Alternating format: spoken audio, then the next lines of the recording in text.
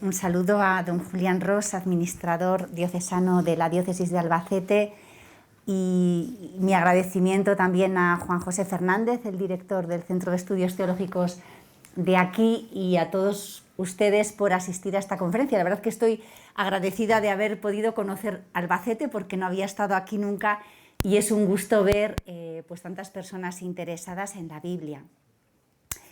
En su invitación, Juan José me propuso este tema de mujeres en los evangelios, señalando que es una cuestión que querían trabajar durante este año en la diócesis. Entonces, bueno, pensé en hacer sobre el cuarto evangelio, quizá porque, bueno, pues son escenas muy ricas, y bueno, pues hoy lo que pretendo es asomarnos un poco, no solo a los textos, que también, sino también a la lógica narrativa del cuarto evangelio, es decir, como una especie de aproximación inicial pues, para un trabajo que se prolongará este curso. Por supuesto que no voy a agotar casi nada, sino que pues, simplemente sugeriré cosas. Aunque la atención hacia los personajes femeninos y el uso de la perspectiva de género en la exégesis bíblica ha ido ganando importancia en los últimos años, en lo que respecta al cuarto evangelio, al evangelio de Juan, tiene una historia considerablemente larga. El tema salió a la luz antes de que los estudios de género irrumpieran en la exégesis, sobre todo porque en Juan, esto iremos viendo, los personajes femeninos presentan rasgos claramente positivos, teniendo en cuenta la teología de este evangelio. En este sentido fue paradigmático el artículo del jesuita Raymond Brown de 1975, Roles de mujeres en el cuarto evangelio, que se añadió como un apéndice a su obra conocida, que muchos de ustedes conocerán, La comunidad del discípulo amado, que es un librito que sigue siendo muy aconsejable hoy, este y el otro de Las iglesias que los apóstoles nos dejaron. Son clásicos, pero que todavía hoy pues, tienen intuiciones muy válidas. Bueno, pues Brown ya en aquel año, este libro se tradujo al español en la década de los 80, afirmaba que la actitud joánica respecto a las mujeres era totalmente diferente de la atestiguada en otras iglesias cristianas del siglo I. Seguía diciendo el autor que el lugar prominente otorgado a las mujeres en el cuarto evangelio refleja la historia, la teología y los valores de la comunidad joánica. Y aquí cierro la cita. Bueno, este trabajo de Brown ha sido seguido por otros muchos, aunque con visiones un poco distintas. Algunos exégetas, en su misma línea, subrayan el horizonte de igualdad, incluso de cierta superioridad en algunos casos, con el que Juan presenta a las mujeres respecto a los varones, y las consecuencias que dicha presentación tiene para la audiencia original y también para las audiencias actuales. Entre ellos hay un tal Christopher Skinner, que utiliza acercamientos narrativos a Juan. Estos estudios sobre todo se fijan en las lógicas narrativas, en la construcción de los personajes. Hoy sobre todo utilizaré esta visión pues, por el tema que estamos desarrollando. Bueno, pues este autor señala que los personajes femeninos reciben una caracterización más positiva que los varones, ya que desempeñan, dice este autor, un papel fundamental en la trama del Evangelio. Bueno, exégetas de esta tendencia ponen de relieve que un aspecto que llama la atención de Juan es que utiliza con frecuencia lenguaje, temas, símbolos relacionados con lo femenino. Por ejemplo, Jesús se dirige a algunas mujeres con el vocativo mujer, guiné. Esto veremos a propósito de los textos que vamos a trabajar. Por ejemplo, en el caso de su madre, de la mujer de Samaria y de María Magdalena. En el encuentro de Jesús con la mujer de Samaria, los discípulos, dice el pasaje en 4:27, se sorprenden de que Jesús esté hablando con una mujer. Es decir, no se sorprenden de que esté hablando con una mujer samaritana, sino que está hablando con una mujer. Un versículo que parece indicar que esta cuestión, es decir, posiblemente la cuestión de las mujeres, era problemática, al menos en algunos aspectos, en el tiempo en que se compone el Evangelio. Además, en los textos, y esto es interesante, encontramos motivos ligados a la maternidad, el seno, en la escena de Nicodemo, en esta alusión al nacer de nuevo, ¿no? ¿Puede un hombre volver al seno de su madre? Nacer, el verbo nacer aparece en distintos lugares estratégicos, dar a luz en 16:21. Es decir, este vocabulario se liga en Juan a realidades que tienen que ver con la fe y con el discipulado. Bueno. Sin embargo, algunos estudiosos son más críticos con la obra, con el cuarto evangelio, y plantean que las mujeres que aparecen en él no están libres de un mundo fundamentalmente androcéntrico. Bueno, ante esta postura hay que reconocer que ciertamente los textos bíblicos son hijos de su tiempo, no les podemos pedir que sean de otro tiempo, ¿no? Sin embargo, creo que en Juan destacan las mujeres como representantes de la fe joánica, con dificultades al inicio, como ocurre en realidad con todos los personajes, salvo el discípulo amado, que viene a ser el discípulo ideal. Todas las personas que se encuentran con Jesús, incluso las positivas, nunca entienden a la primera. Es decir, esto es un rasgo literario de Juan, ¿no? De su manera de narrar. Entonces, las mujeres tienen dificultades al inicio, pero están dispuestas a hacer un camino de transformación que recorren finalmente con éxito. En este sentido, creo que el cuarto evangelio fue una obra valiente en su tiempo, como espero que tengamos la oportunidad de descubrir en lo que sigue. Sin embargo, bueno, he querido subrayar que no todos los intérpretes o las intérpretes de Juan están de acuerdo en este punto, ¿no? Depende de, en elementos en los que se fijen. Algunos autores o autoras destacan unos elementos y otros. Yo, a mi modo de ver, destacan más los aspectos positivos que los más difíciles, ¿no? Bueno, vamos a pasar... disculpen, esta era la introducción. Simplemente esta diapositiva que recoge el esquema, los puntos que voy a desarrollar. Entonces paso al primer punto que tienen ahí, el cuarto evangelio como una particular memoria de Jesús. Bueno, antes de centrarme en los personajes femeninos, conviene dedicar unas palabras para explicar algunos rasgos del Evangelio de Juan. Para el tema que nos ocupa, es importante tener en cuenta que las mujeres de las que vamos a hablar tienen muy posiblemente una base histórica, aunque, y esto es importante, es decir, fueron mujeres que existieron, esto lo voy a repetir en distintos momentos, aunque la presentación que hace de ellas Juan está fundamentalmente al servicio de su proyecto literario y teológico. Hoy asumimos que el cuarto evangelio es fruto de un largo proceso de composición. Los textos reflejan distintas redacciones y una actividad de memoria, recuerdo e interpretación de las tradiciones más primitivas de Jesús, algunas quizá exclusivas del círculo joánico, otras compartidas con otros grupos del naciente cristianismo, incluso, últimamente esto está muy sobre la mesa, incluso el Evangelio de Marcos, que Juan pudo conocer. En todo caso, estamos ante un desarrollo muy particular de la tradición de Jesús. El primer eslabón de la cadena de recuerdos es el testimonio del discípulo amado. Esta figura, anónima por expreso deseo del evangelista, representa probablemente a un testigo visual de Jesús vinculado a Judea y Jerusalén. Así parecen indicar textos como 19:35, voy a citar dos lugares donde se habla del testimonio de este discípulo. 19:35 es un versículo que está justo después de la crucifixión de Jesús, le sonará, y dice así: el que lo vio lo atestigua y su testimonio es válido, y él sabe que dice la verdad para que también vosotros creáis. Casi aludido al discípulo amado, es muy fácil vincular a este discípulo con esta figura. Y otro texto es al final, en 21:24. Este, dice el texto, es el discípulo que da testimonio de estas cosas y que la ha escrito, y nosotros sabemos que su testimonio es verdadero. Estos dos versículos, que utilizan la tercera persona del singular, parecen apuntar al testimonio del discípulo amado, aunque es transmitido por alguien distinto. Este proceso de transmisión de un testimonio recibido de otro nos remite, a su vez, a otros dos versículos que nos expresan que, tras la Pascua, los discípulos recuerdan algunos episodios de la vida de Jesús y solo entonces son capaces de entender su verdadero significado. Son dos versículos que son muy importantes de Juan Uno está después del episodio en el templo, en el capítulo 2, y el otro después de la escena triunfal en Jerusalén, en el capítulo 12. Dice en 2:22.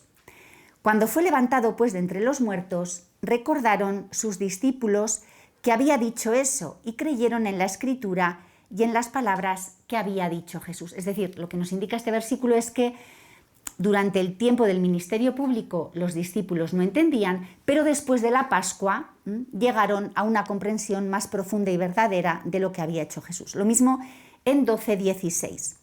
Dice, no lo comprendieron los discípulos de momento, pero cuando Jesús fue glorificado, recordaron que esto estaba escrito sobre él y que era lo que le habían hecho. Es decir, para Juan, solo después de la muerte y resurrección de Jesús es posible comprender correctamente su vida. Y digo esto a propósito del discípulo amado porque el discípulo amado creemos que fue el primer eslabón de la cadena y luego su testimonio recogido por otros fue comprendido y recordado años más tarde.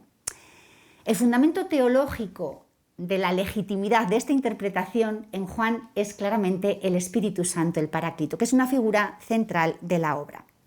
Voy a citar solamente un texto, 14:26, hay más. Dice, pero el Paráclito, el Espíritu Santo que el Padre enviará en mi nombre, os lo enseñará todo y os recordará todo lo que yo os he dicho. Entonces, tenemos aquí el testimonio que los grupos juánicos, pues creen que esta acción del Espíritu en ellos es lo que les capacita para interpretar correctamente la tradición que han recibido de Jesús.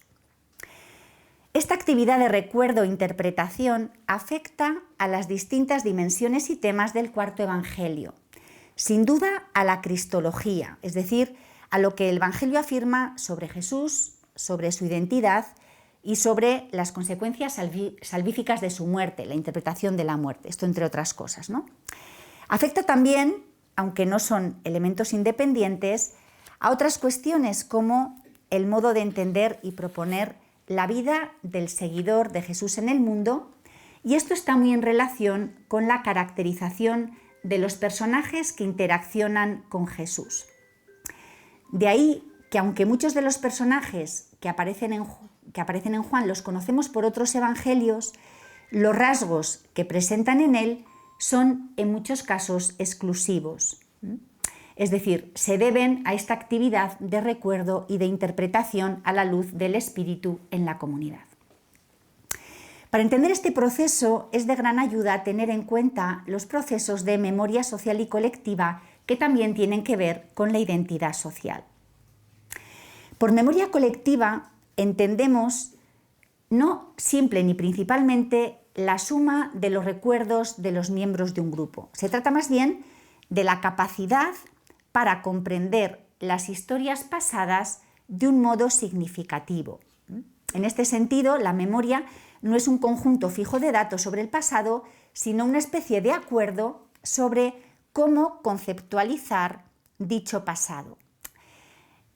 La memoria colectiva organiza el pasado de acuerdo a unos valores, a un lenguaje y a experiencias grupales. Es decir, con los recuerdos, a quién se recuerda, cómo se recuerda, qué valores representa esto que se recuerda, se mantiene y se afianza la identidad. Y esto tiene que ver con la manera en la que Juan nos presenta los personajes, también los personajes femeninos.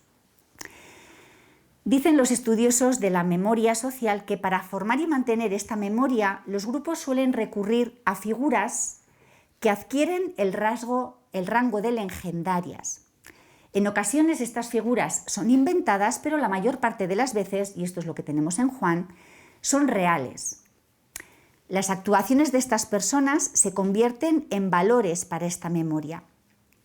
Van a servir, por tanto, a los objetivos de un grupo. Y aquí, por objetivos de un grupo, tenemos que pensar en las comunidades, ¿no?, para las que se escriben los evangelios, que pues tienen que adoptar la vida del seguidor de Jesús. En estos procesos se suele simplificar la complejidad humana, es decir, se seleccionan algunos hechos relacionados con ellos que se convierten en arquetipos, en prototipos, en figuras ejemplares, ya sean positivas o ya sean negativas. Esto en Juan es muy claro, ¿no? Hay figuras con las que el lector se tiene que identificar y aprender de ellas. Todas las mujeres son así. No hay ningún personaje femenino que sea negativo en este sentido. Y hay personajes que son negativos. Claramente en Juan, este grupo general de los judíos, ¿no? Que actúan de manera de antimodelo, de antitipo, ¿no? Entonces, son también arquetipos, pero con una etiqueta negativa. Según Tom Thatcher, un estudioso de Juan que ha estudiado mucho y también desde estas perspectivas de la memoria, subraya, me parecía importante traerlo aquí, que la memoria joánica tiene 3 facetas. Una, dice, no es un simple acto de recuerdo, sino una reconfiguración compleja de la experiencia pasada. 2, es un don del espíritu, esto es clave en Juan. La memoria no es solo un acto del cerebro, el espíritu es el que preserva la memoria y la enriquece, es decir, no es una memoria muerta, es una memoria creativa que se va enriqueciendo con el tiempo. Y en tercer lugar, la memoria neumática, la memoria del espíritu, continuará enriqueciendo la tradición de la comunidad sobre Jesús. Incluso, dice este autor, después de que el Evangelio se ponga por escrito, ¿no? Entonces esto, como decíamos antes, se debe a la importancia y a las funciones decisivas que el Paráclito va a tener en el Evangelio. Bueno, paso al tercer punto, que he titulado así, los personajes femeninos de Juan, ni mero espejo ni mera ficción. Según lo visto, los personajes femeninos de Juan tienen fundamento histórico, pero lo que Juan nos cuenta de ellos se debe en buena medida a la particular memoria que hace, en la que van a entrar en juego factores del tiempo de composición del Evangelio, necesidades, problemas, preocupaciones.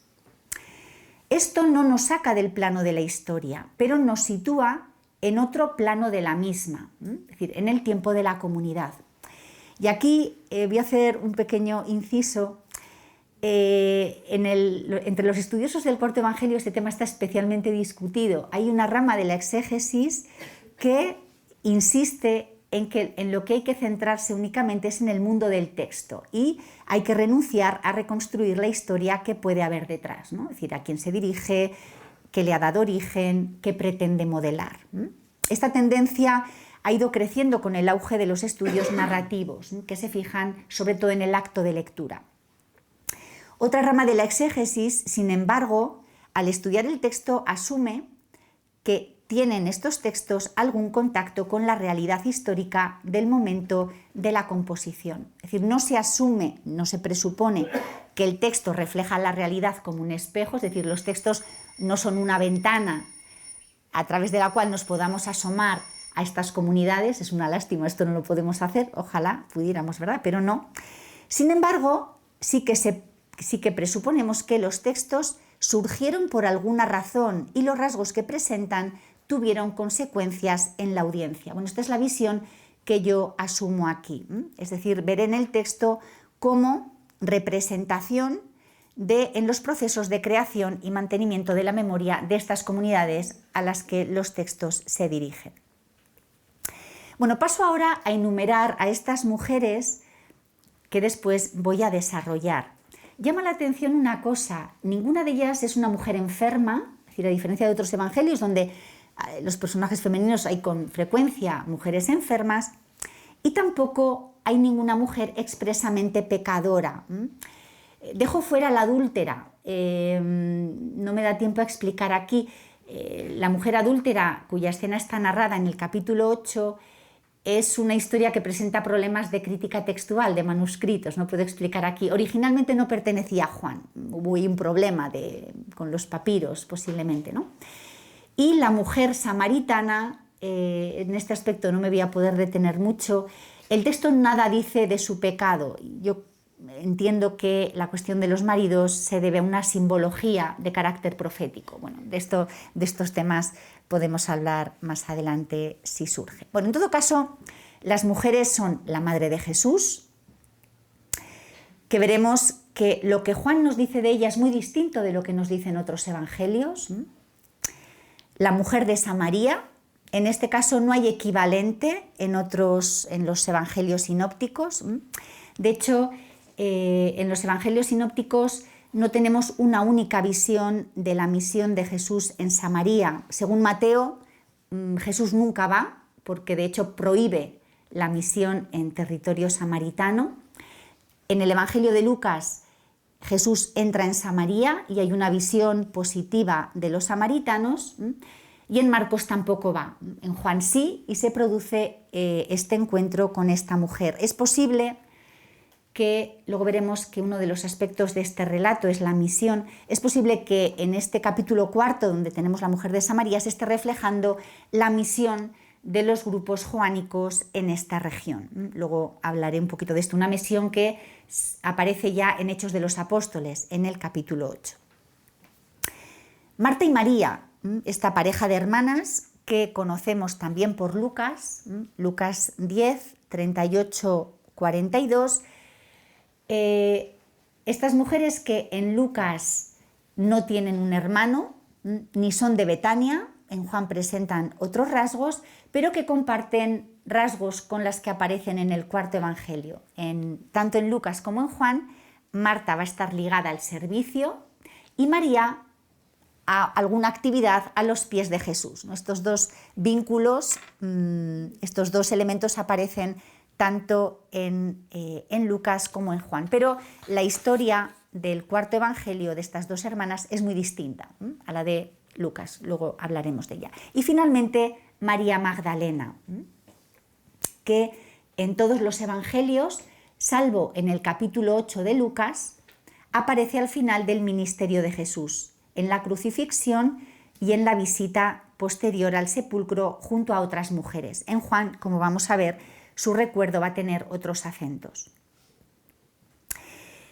Bien, para comprender lo que los textos joánicos nos dicen de ellas, voy a enumerar lo que un autor clásico, Culpeper, este es un clásico de los estudios joánicos, dijo sobre la caracterización de Juan, es decir, ¿qué hace el cuarto evangelio cuando nos presenta a los personajes? Entonces dice, todos, salvo Jesús, sirven para llevar adelante la trama o revelar facetas de Jesús. Y todos hacen un camino de transformación, recorren un camino de transformación.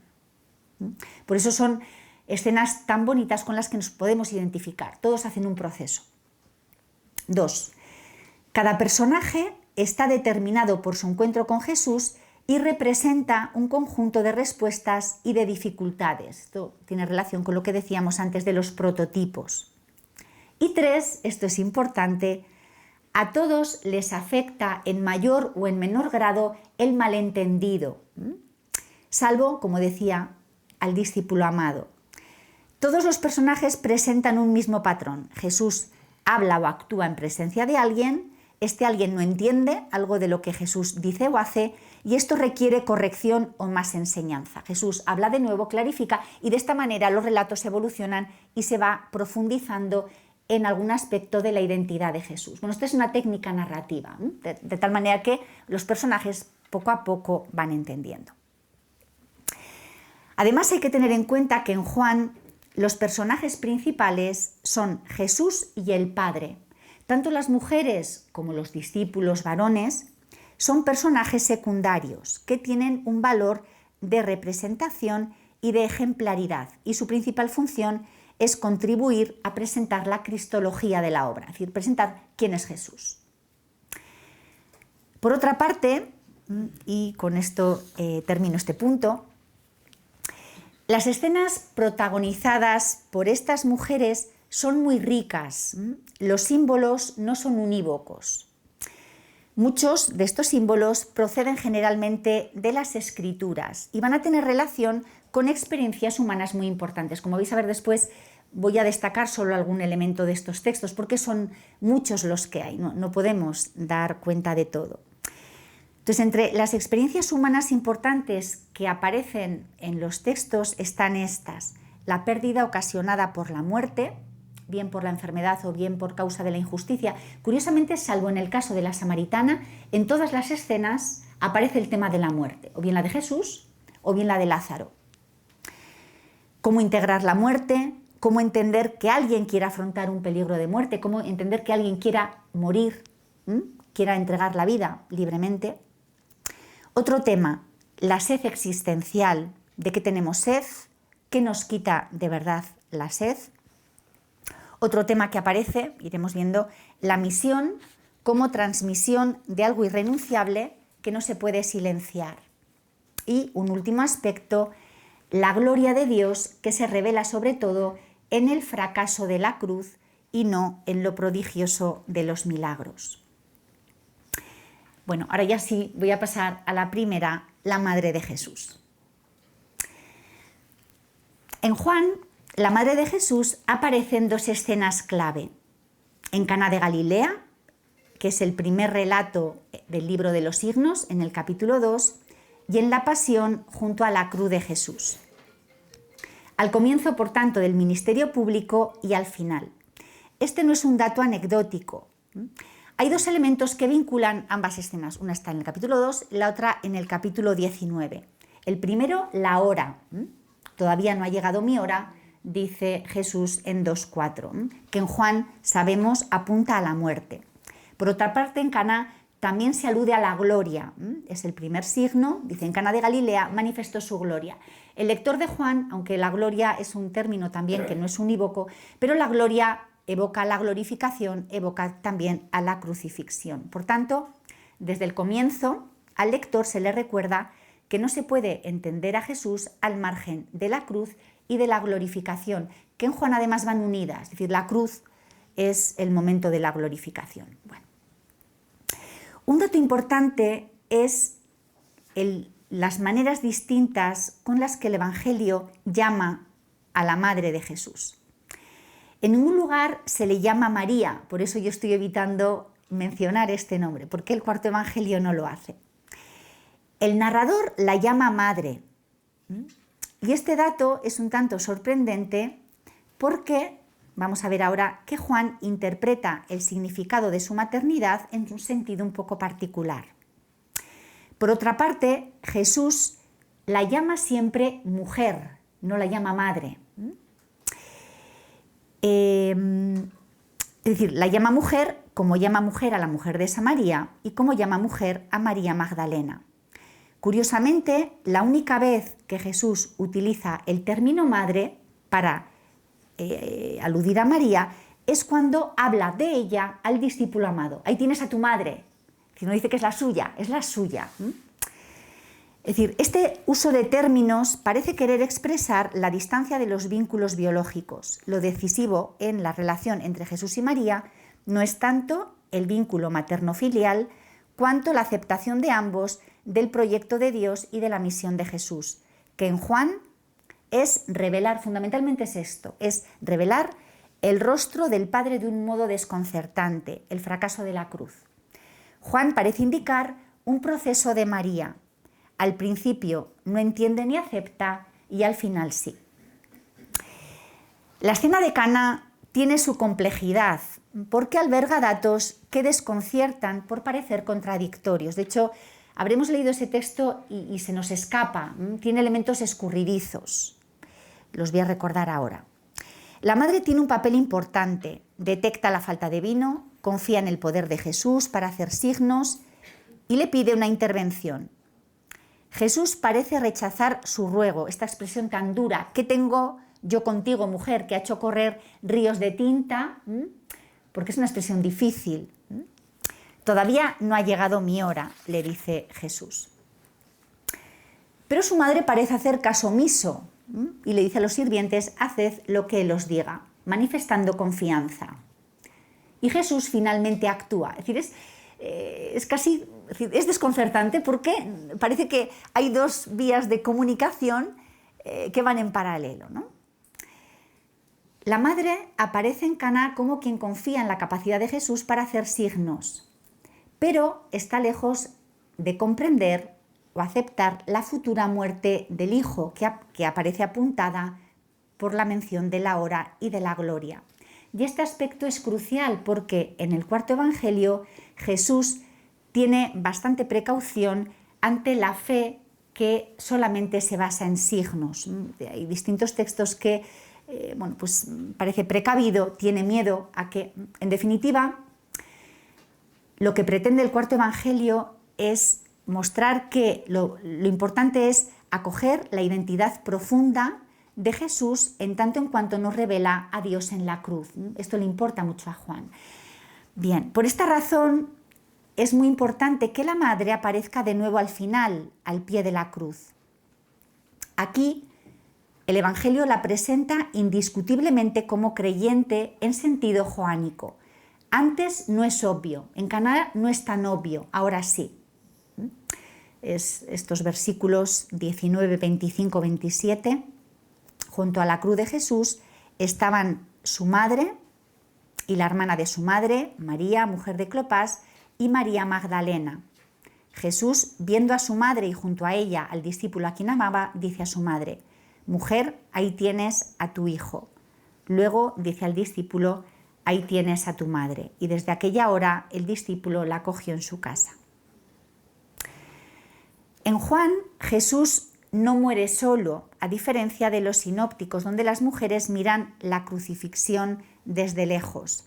Aquí tenemos a las mujeres junto a la cruz y entre ellas está la madre. Esta escena, no tengo tiempo para justificar todo aquí, es principalmente eclesiológica. Para Juan no hay fe en Jesús si no se acoge su muerte injusta y su fracaso como los acontecimientos que dan a conocer, que revelan quién es Dios. Ciertamente, es decir, insisto en la muerte y en la cruz. No niego, por supuesto, la vida que existe después de la muerte, la resurrección. El tema es que para Juan, en la cruz está la gloria. En la cruz está la gloria. Entonces, por eso insisto tanto en esto, ¿no? Bien, esta centralidad explica que al pie de la cruz esté también el discípulo amado, que es la representación ideal del discípulo, ¿no? De hecho, este discípulo, que es un enigma, hace irrupción en el Evangelio a partir del capítulo 13, ¿no? En la última cena, no antes. Bien, por tanto, lo que nos dice esta escena es que la comunidad creyente nace de la cruz y en ella, ahora sí, está la madre. Por tanto, María es la que recorre, la madre, es la que recorre un camino, ¿no? Desde Caná hasta la crucifixión. Bien, paso a la segunda, la mujer de Samaria. Capítulo 4. Bien, como decía antes, es una escena sin paralelos. Es el único caso en los evangelios en el que Jesús se encuentra con una mujer de Samaria y dialogue con ella. Es posible que el personaje esté construido en contraste con Nicodemo, el primer Nicodemo, el del capítulo 3. Nicodemo es un personaje especialmente complejo porque aparece en el capítulo 3, en el 7 y en el 19. En el 3 tenemos a Nicodemo y en el 4 tenemos a esta mujer. Tenemos a un varón y a una mujer, uno con nombre, otra anónima. Uno de Jerusalén, la otra de Samaria. Uno en la ciudad, otra supuestamente en un ámbito rural. Uno que va de noche, otra a mediodía. Un fariseo, magistrado, una mujer heterodoxa para un judío de Judea. Un Nicodemo que aquí no avanza, o al menos es una escena que queda sin resolver porque no se resolverá hasta el capítulo 19, no sabemos si Nicodemo al final va a creer o no hasta el final, y en el caso de la mujer llega a comprender. Bien, la escena está ubicada en la primera subsección del libro de los signos, en una sección que llamamos de Caná a Caná, en la que aparece con frecuencia el motivo simbólico de los desposorios, algo que no está ausente en nuestro texto, en el motivo del pozo y en la alusión a los maridos. Bueno, pero en este tema no voy a entrar, me voy a centrar en dos, había que elegir. Me voy a centrar en la cuestión del agua, en el don del agua, y en segundo lugar, en la misión. Bueno, en primer lugar, el agua y la sed. Estos son elementos centrales de la primera parte de la escena. Es muy compleja la escena de la samaritana, se van entrelazando distintos temas, ¿no? Al principio es Jesús quien está sediento. ¿Cómo está de nuevo sediento en la cruz? Ese tengo sed, ¿no? De 19:28. Y es él quien pide de beber a la mujer.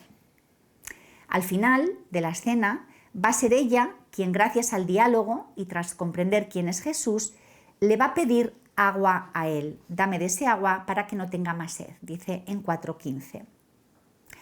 El agua que quita la sed es el agua que da Jesús, que es el don de Dios, dice Jesús, si conocieras el don de Dios. Pero Jesús es también el donante, es decir, es don, pero es donante. Él es quien da también el agua. Aquí la escena tiene muchas, está vinculada con otras. Una de ellas es 7, 37, 38, esos versículos tan bonitos, ¿no? Si alguno tiene sed, venga a mí y beba, el que crea en mí. Como dice la Escritura, de su seno correrán ríos de agua viva. El Evangelio juega aquí, como hace en otros lugares, con dos posibles modos de entender el agua y la sed.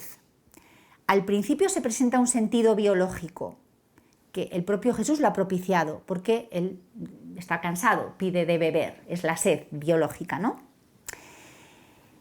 Y progresivamente va apareciendo un sentido simbólico.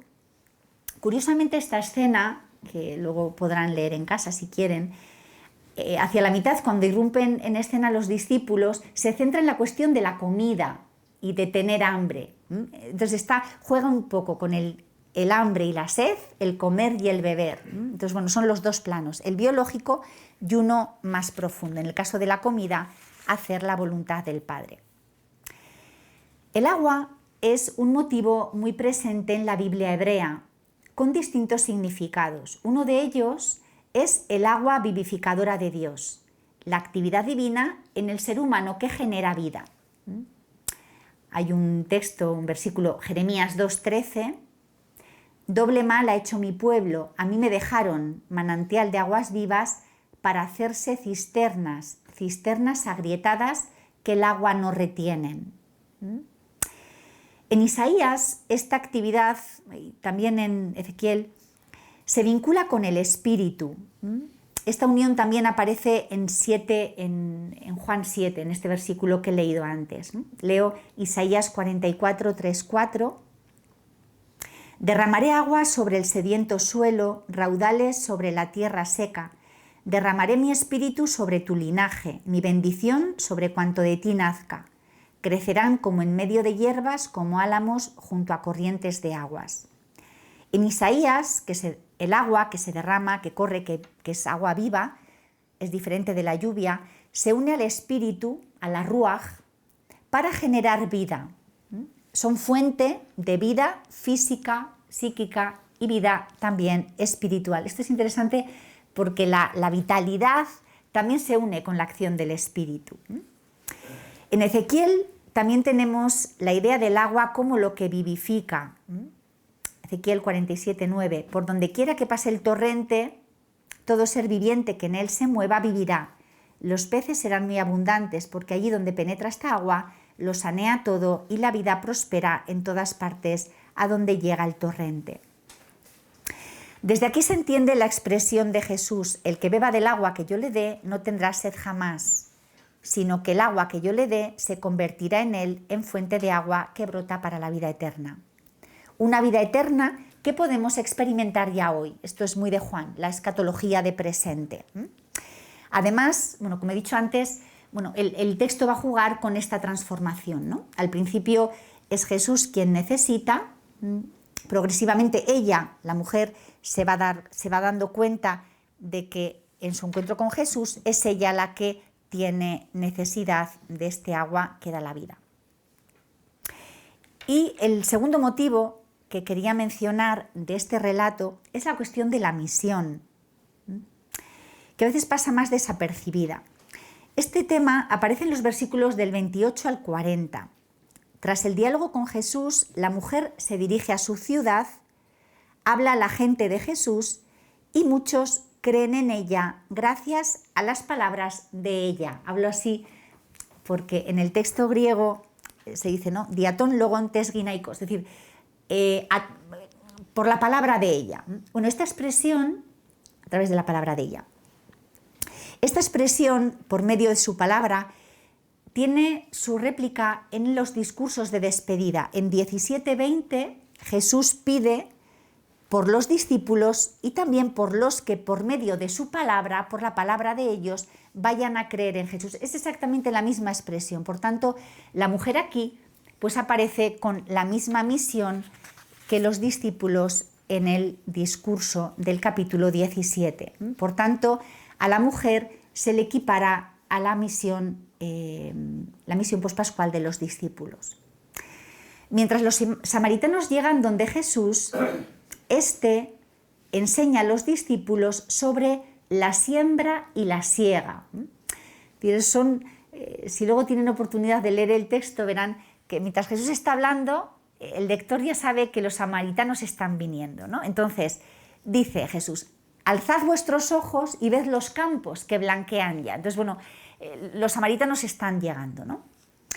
Dice, blanquean para la siega, ya el segador recibe el salario y recoge fruto para la vida eterna, de modo que el sembrador se alegre igual que el segador. Porque en esto resulta verdadero el refrán de que uno es el sembrador y otro el segador. Y sigue Jesús diciendo, porque en esto, disculpen, yo os he enviado a segar donde vosotros no os habéis fatigado. Otros se fatigaron y vosotros os aprovecháis de su fatiga. Entonces, la siembra, la siega y la fatiga. El vocabulario es misionero. Fatigarse, fatiga, los términos que están detrás se utilizan en distintos lugares de las cartas de Pablo, por ejemplo, para hablar del cansancio que origina la misión de evangelización. La samaritana dio el primer paso de la misión, fatigándose, igual que el propio Jesús está fatigado, se utiliza el mismo verbo al inicio del relato. Los discípulos son enviados por Jesús a cosechar lo que ha producido la semilla sembrada por la mujer. De esta manera se entiende el texto. Es decir, ella que va, los samaritanos que van llegando, y entonces Jesús dirige a los discípulos estas palabras. Finalmente, los samaritanos llegan donde Jesús y creen por lo que ellos mismos oyen y conocen. Esto lo dice muy bien el texto, ¿no? Ahora ya no creemos por tus palabras, sino por lo que nosotros hemos visto. Esto no desmerece la función de la mujer, porque tenemos aquí también un típico esquema joánico, que lo veremos también un poquito en el relato de María de Betania. En Juan, algunos creen en Jesús directamente tras un contacto primero directo con él. Por ejemplo, Felipe, en 1:43, conoce directamente a Jesús y llega a la fe. Pero muchas veces, en el cuarto evangelio, se llega a la fe gracias al testimonio de alguien, aunque después sea preciso ir personalmente donde Jesús y conocerlo de primera mano. Este esquema es muy de Juan. De hecho, en la primera, con esto ya acabo este punto, es el esquema que tenemos entre Andrés y Pedro. Andrés conoce a Jesús, le habla de Jesús a Pedro, entonces Pedro va donde Jesús y llega, ¿no? Y cree. Entonces, el papel de Andrés no es el único, pero es fundamental. Él es el primer eslabón de la cadena y luego se requiere una experiencia personal. Bien, vamos con Marta y María de Betania. Estas dos hermanas aparecen junto a Lázaro en los capítulos 11 y 12 del Evangelio. La escena de la vuelta a la vida de Lázaro y la de la unción en Betania forman una unidad literaria, no se pueden entender de manera separada. No me da tiempo a justificar esto aquí, pero no pasa nada para lo que vamos a decir de esto. Los hermanos de Betania son una familia extraña, sin esposos ni esposa, y son amados y amigos de Jesús. Estos aspectos son importantes porque son hermanos, amigos y amados, es decir, representan muy claramente los valores importantes del cuarto evangelio, es decir, son el ejemplo claro de un prototipo, ¿no? De un personaje representativo.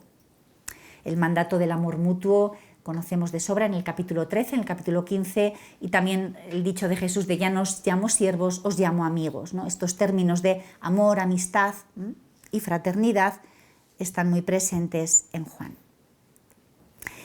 En la sección domina el tema de la vida y de la muerte de los creyentes. El relato trata de responder a una pregunta: ¿cuál es el destino de aquellos que creyendo en Jesús mueren? Dado que es imposible, como decía antes, atender a todos los elementos del texto, me voy a limitar a destacar una característica de Marta y otra de María. En el capítulo 11, Marta destaca por su confesión de fe. A ella se le revela Jesús como resurrección y vida. Este dicho que tenemos en 11, 25, 26. Yo soy la resurrección y la vida. El que cree en mí, aunque muera, vivirá, y todo el que vive y cree en mí no morirá jamás o para siempre. Para Juan, quien cree en Jesús tiene vida eterna, tiene vida plena, de tal manera que, aunque muera biológicamente, su vida no acaba. Es decir, en Juan, suelo explicar siempre así, ¿no? Desdibuja los límites entre la vida y la muerte. Hay vivos biológicos que pueden estar muertos para Juan, ¿no? Y muertos biológicos, pero que sin embargo están vivos. Estos son los que creen, es decir, reconfigura este tema, ¿no? El diálogo llega a su fin con la expresión de fe de Marta: sí, Señor, yo creo que tú eres el Cristo, el Hijo de Dios, el que iba a venir al mundo. Esto convierte a Marta en una creyente joánica ejemplar, al coincidir sus palabras con la primera conclusión del Evangelio que tenemos en 20, 30, 31. Dice, bueno, Jesús hizo en presencia de los discípulos otras muchas señales que no están escritas en este libro.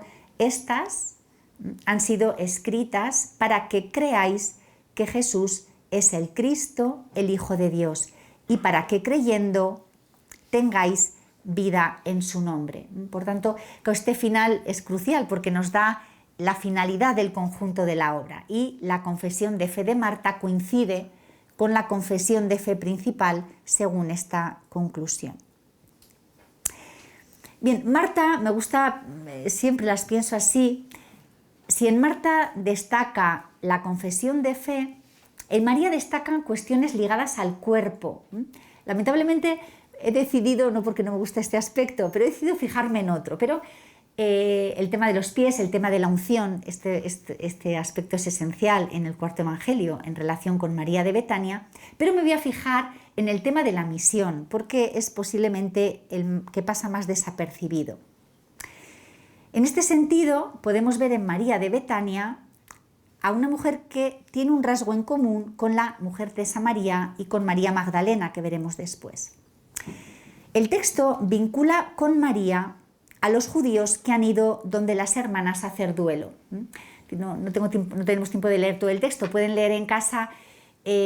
Cuando Lázaro muere, hay judíos que van a casa de las dos hermanas a consolarlas por la muerte de su hermano. Bueno, pues cuando primero sale Marta al encuentro con Jesús y hablan los dos a solas, esto es muy de Juan, tú a tú, y luego va a buscar a María, y María va, pero arrastra a los judíos con ella. Es decir, aquí yo creo que hay algo significativo. Dice, los judíos que estaban con María en casa consolándola, a ver que se levantaba rápidamente y que salía, la siguieron pensando que iba al sepulcro para llorar allí. Gracias a esto, estos judíos presencian la salida de Lázaro del sepulcro y llegan a creer. Dice así el pasaje: muchos de los judíos que habían venido, viendo lo que había hecho, creyeron en él. De tal manera que, es decir, creo que en estos versículos, en esta alusión, se está reflejando esta cuestión que le importa tanto a Juan del testimonio, ¿no? De llevar a otros donde Jesús y que finalmente ellos por sí mismos crean. Y finalmente María Magdalena. Un poco mal de tiempo. Bueno. Bien, en el cuarto evangelio, María Magdalena aparece por primera vez en la escena de la crucifixión que hemos leído anteriormente, junto con la Madre de Jesús. Dada la importancia que Juan da a la muerte, como hemos dicho, esto indica una presentación desde el inicio positiva, desde la perspectiva joánica, al igual que la Madre y al igual que el discípulo amado. María reaparece esta vez sola en el sepulcro de Jesús. Esta nota es importante. En ningún evangelio, salvo en Juan, María Magdalena está sola en la tumba. Esta es la preferencia que tiene el cuarto evangelio por las escenas de tú a tú. La escena está quebrada por la irrupción de Pedro y el discípulo amado, que acuden al sepulcro al saber por María que la piedra está quitada. Esta es la carrera, ¿no? Pedro, al llegar, entra en el sepulcro y ve las vendas y el sudario. El discípulo amado entra después y dice el texto, vio y creyó.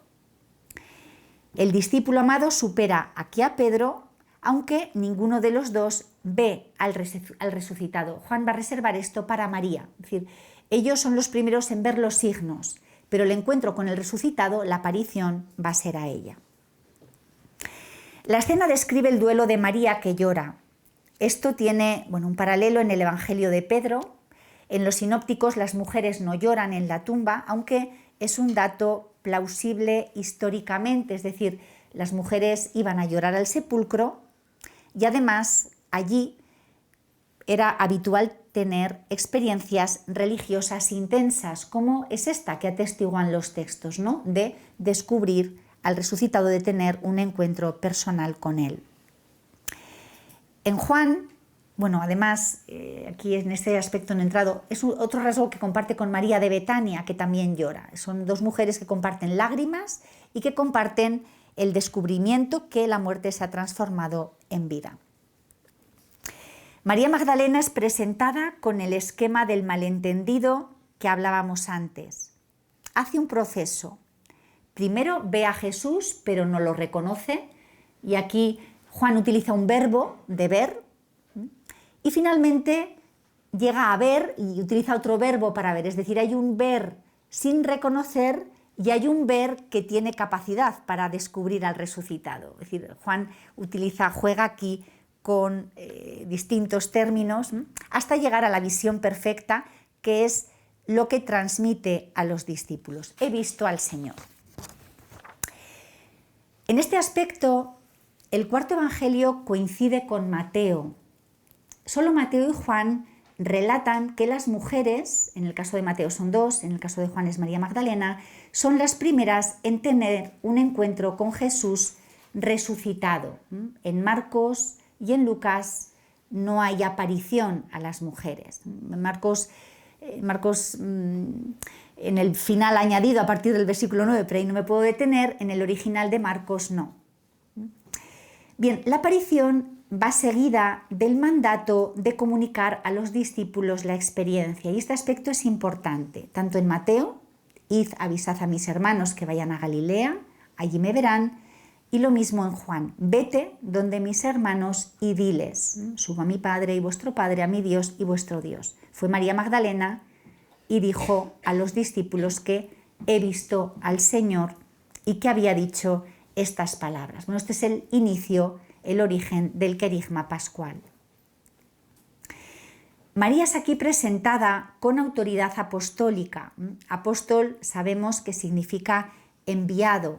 En este sentido, María es enviada por el resucitado a comunicar esta experiencia de la Pascua. Esto es importante porque, como he mencionado antes, en el Evangelio de Lucas esto no ocurre. En Lucas el esquema es otro, las mujeres no ven al resucitado, anuncian a los discípulos, pero ellos no las creen. Es Mateo y es Juan quien nos presentan a estas mujeres con la autoridad del resucitado para transmitir esta experiencia. Bien, por tanto, en el cuarto evangelio, el resucitado envía a María a anunciar y transcribe sus palabras en primera persona. Es ella la primera en ver al resucitado y en comunicarlo, antes que Pedro y antes incluso que el discípulo amado. Este es el origen de esta expresión, ¿no?, de apóstol de los apóstoles, con la que se designa a María Magdalena y que se recuerda en el decreto de la Congregación para el Culto Divino y la Disciplina de los Sacramentos de 2016, que instituyó la fiesta de María Magdalena. Dejó de ser memoria para llegar a ser fiesta. Me he permitido la transcripción del inicio de este decreto porque recoge muy bien el sentido del pasaje en Juan y en Mateo, ¿no? Dice, la Iglesia, tanto en Occidente como en Oriente, Ha tenido siempre en gran consideración a Santa María Magdalena, la primera testigo y evangelista de la resurrección del Señor, y la ha celebrado de diversos modos. Y el mismo documento recuerda que Tomás de Aquino la llamó la apóstol de los apóstoles. Bien, y por tanto, ya para concluir, Juan recoge la memoria de 5 mujeres. Todas representan aspectos claves de la fe joánica: la centralidad de la cruz como lugar de revelación de Dios, Jesús como don, como quien da el agua vivificadora, y una vida que la muerte no puede arrebatar. También el envío a la misión, la dimensión apostólica de la fe, entendida como medio, como ser medio para que otros puedan encontrarse personalmente con Jesús. Estas características hacen muy razonable pensar que las mujeres de los grupos joánicos tenían funciones destacadas en la transmisión de la fe, del querigma y en la misión. Quizá también algunas dificultades, quizá, como decíamos, reflejadas en la actitud de los discípulos en Juan 4. Su memoria, en todo caso, puede también hoy impulsar la fe y la transformación de los creyentes y de la Iglesia. Muchas gracias.